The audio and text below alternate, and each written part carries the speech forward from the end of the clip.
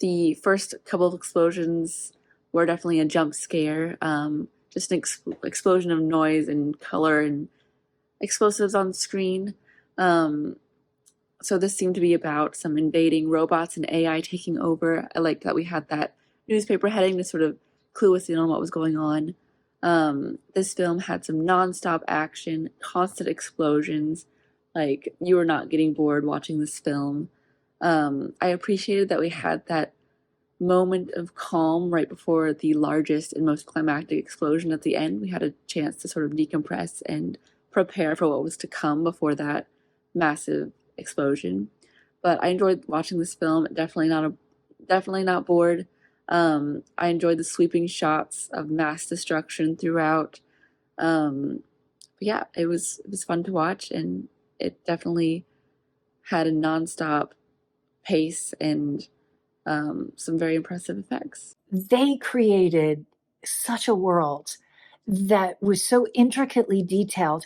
I don't know if the filmmakers used the Unreal Engine, but everything was so very believable.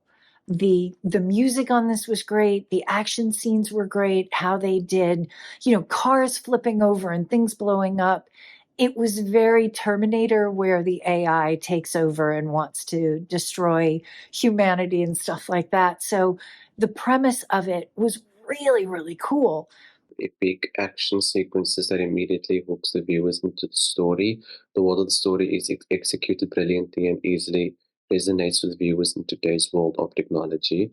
I loved how the story tackles the themes of technology and how a world run by robots could happen. And in the face of this, we have these certain individuals fighting to save the world and humanity. This was a great short watch. I also loved the animation style with its mixture of animation and live action sequences. And I feel like the use of CGI is the prime like element in this short film.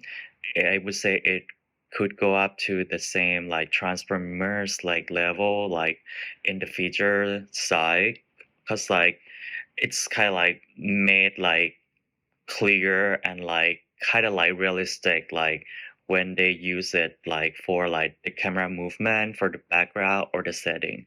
So like hands down like on the CGI aspect and well put together as a short film. Felt very big, it felt very real. And then the thing that I kind of noticed through all of it is, besides the cars driving away, that they were using kind of, I think, to highlight just this size of this kind of invasion, of this insurrection that was happening, of this incursion that was happening. Besides the cars driving, he is the only identifiable human that you can see.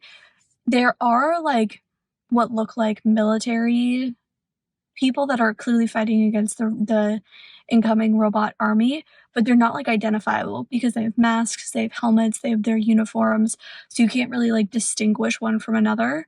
The only one is this one guy who is just like all out running, trying his best to survive and not get blown up, but also to fight and like still faced with this overwhelming army, still do what he can, still do something. And I think that kind of perfectly is symbolic for like the human spirit. And I think that in a lot of ways, against kind of like insurmountable odds, the human spirit will keep going. And there's a piece of humanity, I think, attached to that kind of notion of just keep trying, keep fighting. You can still affect change. You can still make a difference.